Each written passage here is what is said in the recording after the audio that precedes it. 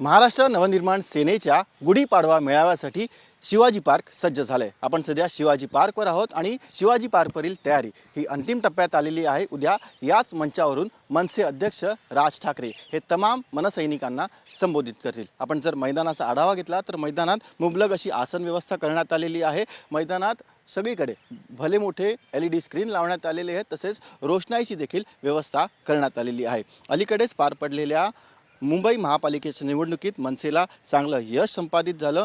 हे सध्या मनसे ठाकरेंसोबत महापालिकेत विरोधी पक्षात आहे। गेल्या वर्षी सप्टेंबर महिन्यात मराठी भाषेच्या मुद्द्यावरती दोन्ही ठाकरे बंधू हे एकत्र आलेले होते। त्यानंतर त्यांनी पालिका निवडणुका देखील सोबत लढवल्या। जरी दोन्ही पक्षांना एकत्र सत्ता स्थापन करता आली नाही तरी त्यांनी भारतीय जनता पक्षाला एक हाती सत्तेत येण्यापासून रोखलेलं होतं। अलीकडेच पक्षाचा वर्धापन दिन देखील पार पडला आणि तेव्हापासून सध्या मनसेचा सदस्य नोंदणी अभियान हे सध्या राज्यभर सुरू आहे। आपण बघतोय की सध्या शिवाजी पार्कमधील तयारी ही अंतिम टप्प्यात आलेली आहे।